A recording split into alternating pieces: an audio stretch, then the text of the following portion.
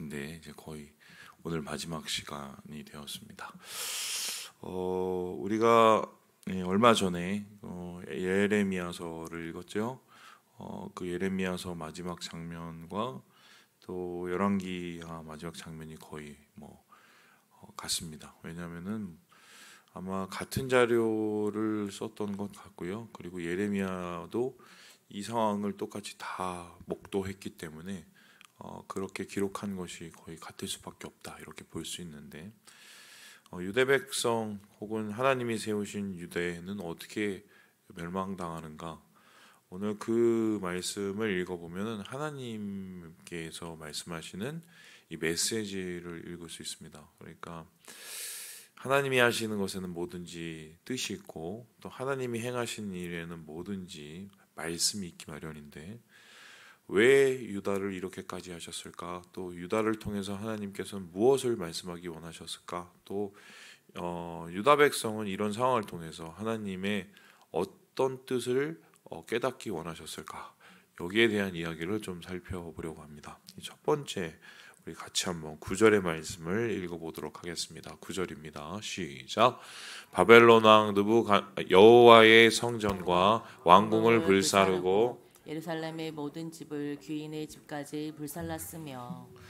지금 오늘 말씀을 보니까 이 느부사라단이라는 이 장군이죠. 이 장군이 유다에 이제 와서 한마디로 유다를 완전히 이제 멸절시키는 장면이 나옵니다. 그런데 성전, 왕궁 그리고 거기에 있는 모든 귀족들의 집 모두 다 불태웠다라고 이럽니다.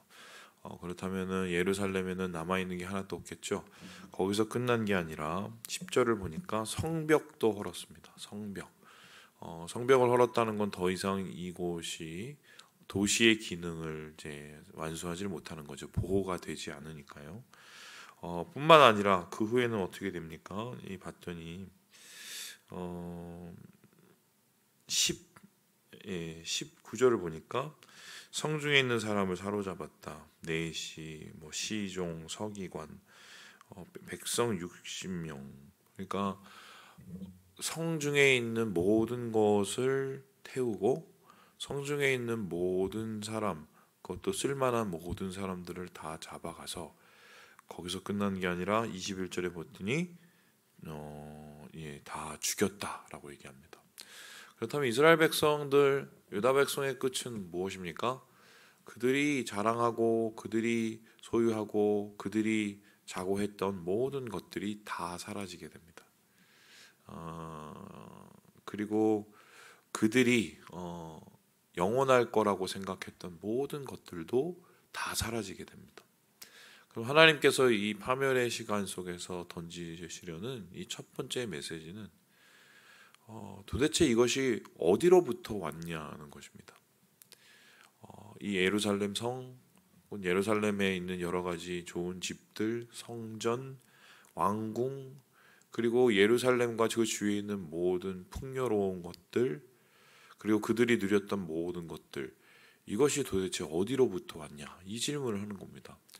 이것을 하루아침에 다 빼앗기고 모두 이것이 무너질 수 있었다는 것은 그들의 것이 아니라는 소리입니다. 그렇다면은 이스라엘에 누렸던 모든 것은 누가 주신 것입니까? 하나님께서 주신 것이기 때문에 하나님의 뜻이 다했을 때 그 모든 것들을 이룰 수밖에 없었다. 이거하고는 정반대의 얘기지만 욥이라는 사람의 이야기를 한번 생각을 해봅시다.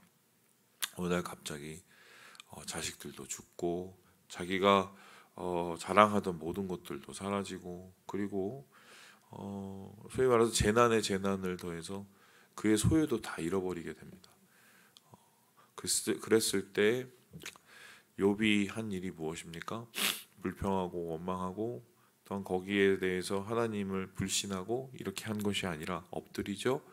그리고 죄를 뿌리죠. 옷을 찢죠. 자기의 슬픔을 다 고하면서 고백을 합니다. 그 위대한 고백을 아시죠? 주신 이도 하나님이시고 거두신 이도 하나님이시다. 사실 물론 그 뒤에 욥이 굉장히 힘든 상황에서 자기의 태어난 날을 저주하는 이런 어지를 하긴 했지만 인간적이죠. 그런데 이런 고백을 할 수 있었다는 건 정말 대단합니다. 왜냐하면 정확하게 안 겁니다. 내가 지금 누리고 있는 것은 다 누구의 것이다? 하나님의 것이다. 인생에서 우리가 잊어버리지 말아야 되는 건 건강, 이게 내 것이냐? 하나님께서 주셔야 가능하신 것이죠. 그리고 우리가 가지고 있는 우리가 가지고 있는 어떤 안전함, 이런 모든 것들도 하나님께서 허락하여야 가능한 것입니다. 근데 세상을 살다 보면은 우리가 이것을 잊어버립니다. 이스라엘 백성이 가나안에 도착했었을 때 하나님께서 그 땅을 주시기로 약속하시고 그 땅의 모든 것을 허락하셨기 때문에 승리하게 하셨는데, 그것은 한 세대도 지나지 않아서 잊어버리게 되는 것이죠. 그래서 왜 우리는 이것들을 자꾸 잊고 사는가? 유다 백성들은 왜 자꾸 이걸 잊어버려서 이러한 파멸을 맞이했는가? 이 우리가 생각할 수 있는 것이 당연히 그럴 수밖에 없죠. 왜냐하면은 현실에선 하나님이 잘 안 보이니까요. 사람이 보이고, 그죠? 그리고 내 힘이 보이고, 그렇게 살다 보면서 하나님이 행하시는 하나님의 주권을 잊어버리면 결국 우리의 삶 속에서 정말 하나님이 주인 되심을 정말 기억 상실하게 돼서 이꼴을 당하게 된다. 첫 번째 메시지는 하나님께서 이 모든 것을 주셨기 때문에 거두어가셨다라는 것입니다. 이 두 번째로 오늘 말씀 속에서 얻게 되는 장면이 있는데요. 우리 함께 26절의 말씀을 같이 한번 읽어보도록 하겠습니다. 시작. 노소를 막론하고 백성과 군대 장관들이 다 일어나서 애굽으로 갔으니 이는 갈대아 사람을 두려워함이었더라. 그 후에 된 일인데요. 22절에 보니까 유다 땅에 사람을 남겨놨습니다. 이 사람을 남겨놓은 이유가 뭐냐면 그 땅을 그냥 남겨놓으면은 짐승들의 천국이 되겠죠. 그러니까 사람을 남겨서 최대한 황폐함이 없도록 해야 되고, 그리고 그 땅을 일종의 완충지로 삼아서 애굽과 이 바벨론 사이에 일종의 이 안전지대를 만들려고 했던 것 같습니다. 그래서 농사 짓는 사람들만 내비뒀습니다. 포도원이 돼버렸죠. 그리고 나서 그냥 놔두면 안 되니까 이곳을 관리할 수 있는 사람을 세우는데 그 사람 이름이 그달랴였습니다. 그달랴라는 사람을 세워서 이곳을 이제 관리하는 총독. 그러니까 이제 더 이상 유다라는 나라는 사라지게 되는 거죠.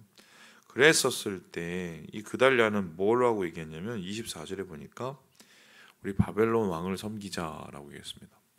좋아서 이 얘기를 한 것이 아니라 예레미야서를 보면 이것은 하나님의 뜻이기 때문에 이 하나님의 뜻에 따라서 지금 느부갓네살이나 바벨론이 강해서 우리가 이런 일을 당하는 게 아니라 하나님이 우리를 징계하시는 과정이기 때문에 우리가 그것을 받아들이자, 이렇게 볼 수 있는데요. 이러한 그달랴의 이야기를 남아있는 사람들 중에 마음대로 하지 않은 사람이 많았습니다. 왜냐하면 이것은 그냥 너무 굴욕적으로 느껴진 거죠. 주제 파악이 안 된 거죠. 이 굴욕적으로 느껴진 그 후에 어떤 일이 일어났습니까? 25절을 보니까 이스마엘이라는 사람이 쿠데타를 일으킵니다. 그리고는 그달랴 총독을 죽이고 나라를 전복시키게 되죠. 여기서 끝나서 그들이 잘했느냐? 그것도 아닙니다. 나라를 전복시키고 나서는 결국 두려워서 어디로 도망갔습니까? 애굽으로 도망가고 말아요. 하지도 못할 일을 망가뜨리는 사람들이 있어요. 그 일을 한 사람이 바로 이 이스마엘과 그의 부하들인데, 결국 이들 애굽으로 도망가게 되고요. 애굽에 가서 이제 자치가 사라지게 되죠. 여기에 여러분 아시는 것처럼 예레미야도 같이 끌려가게 됩니다. 그런데 흥미로운 건 이들이 돌아간 곳이 어디라고요? 애굽이라는 겁니다. 가나안에 도착을 한 것은 어디서부터 와서 이들이 이 가나안을 차지하게 됐습니까? 애굽에서 출애굽했기 때문에 하나님께서 구원을 주시고 약속의 땅 가나안을 주셨습니다. 그런데 그들이 하나님을 떠나서 또한 하나님을 배반하고 배역을 했었을 때 모든 것을 잃었을 뿐만 아니라 두 번째 뭐냐면 원래 그 상태 옛날의 모습으로 돌아가게 된 거예요. 애굽으로 돌아가게 된 겁니다. 그렇다면 이런 말이 되는데 왜 그들은 망할 수밖에 없었는가? 그들의 마음속에 항상 애굽이라는 것이 마음에 붙잡고 있었기 때문이다. 이렇게 얘기할 수 있습니다. 쉽게 표현하면은 바울이 그런 얘기를 했죠. 자기 안에 두 자아가 싸운다. 어떤 자아입니까? 옛 자아와 지금 새로운 자아. 새 사람과 옛 사람. 자기 안에 계속 싸운다고 얘기했습니다. 하나님의 법과 그리고 죄의 법이, 사망의 법이 싸운다고 얘기했습니다. 그 사망의 법과 하나님의 법이 싸웠을 때 내 영혼은 하나님의 법을 따르려고 하나 내 육체는, 나의 본능은 뭐를 따라가려고 합니까? 죄의 법을 따라가려고 합니다. 그러면서 자기 자신의 정체성을 나는 공고한 사람이구나. 왜냐하면 내 마음대로 안 되니 죄의 법으로 계속해서 나는 쏠리니 이렇게 자기 자신에 대한 한탄을 하게 되죠.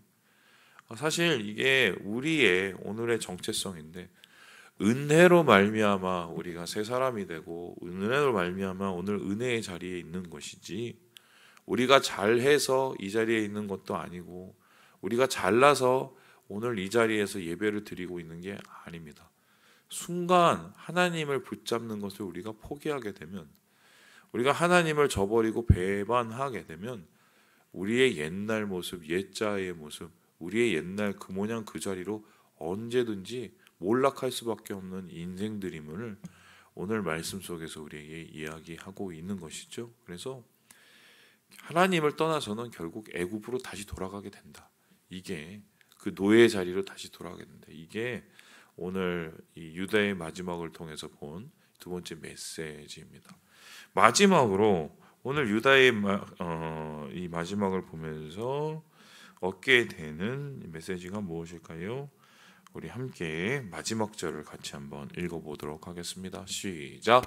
그가 쓸 것은 날마다 왕에게서 받는 양이 있어서 종신토록 끊이지 아니하였더라. 이게 누구 얘기냐면은 27절에 봤더니 여호야긴의 이야기입니다. 여호야긴은 요시야의 아들이고 사실 뭐 나라를 제대로 다스려 보지도 못하고 3달 만에 잡혀간 사람입니다. 근데 이 사람의 얘기가 오늘 열왕기의 마지막에 등장하는 이유가 뭘까요? 그냥 이 사람이 어떻게 살았을까, 뭐 잘 먹고 잘 살았냐 이 얘기를 하려는 게 아닙니다. 27절에 보니까 옥에서 이 사람을 어떻게 해요? 내어놓았다라고 합니다. 그 머리를 들게 했다라는 말은 뭐냐면 복권시켰다는 거예요. 복권. 왕으로서의 어떤 그 지위를 다시 복권시켰다. 그리고는 어떻게 합니까? 28절에 봤더니 그냥 복권시킨 게 아니라 다른 모든 왕, 그러니까 바벨론에는 이 여호야긴처럼 나라가 망하고 끌려왔던 왕들이 있겠죠. 그런 왕들보다 더 어떻게 해요? 높여줬다. 특별 대우를 해줬다고 얘기를 하고 29절에는 좀 더 자세히 넣은 게 죄수의 의복을 벗게 했다. 그리고 왕과 함께 식사를 하게 했다. 한마디로 왕의 가족 취급을 해주는 거예요.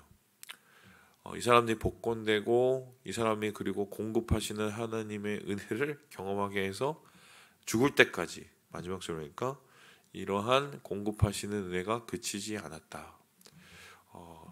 이때까지 되게 어두운 얘기만 하다가 갑자기 마지막에 뭔가 좀 희망한 구석을 보게 되는 거죠.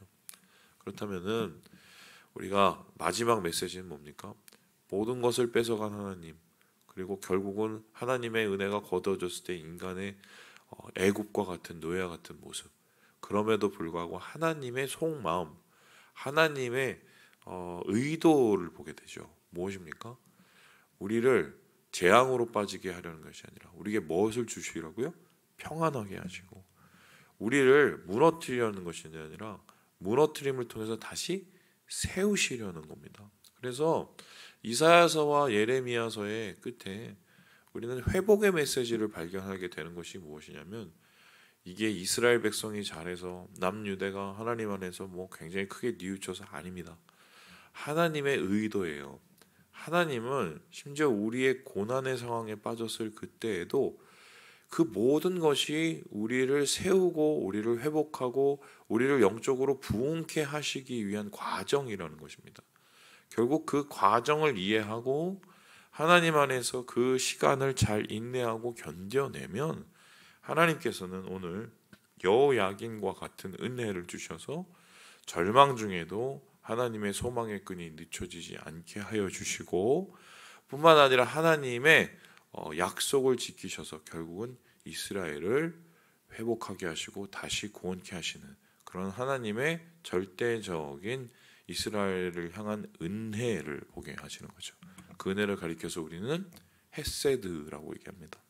결국 하나님의 이 은혜는 이스라엘 백성의 죄보다 훨씬 더 크고, 하나님의 은혜는 이 느부갓네살의 이 칼의 능력보다 훨씬 더 크고, 하나님의 은혜는 이러한 유구한 이스라엘의 반역의 역사보다 훨씬 더 길다는 것을 오늘 말씀을 통해서 우리가 깨닫게 되는 것이죠. 그래서 우리의 오늘의 삶, 하나님의 은혜가 무엇인지 다시 한번 고민해보는 이 계기가 오늘 말씀 속에 되지 않았을까. 말씀을 마칩니다. 우리 사랑하는 여러분, 주님이 주셔야 우리가 누릴 수 있습니다. 그렇죠? 그리고 언제든지 우리는 참 옛날 모습을 잊으면 안 되겠어요. 그리고 하나님의 은혜로 오늘을 살아가셔야 된다는 거 기억하시고, 주님 안에서 소망을 붙잡고 오늘을 잘 이겨내시는 사랑하는 우리 모든 형제 자매들 되시길 주님의 이름으로 축원합니다.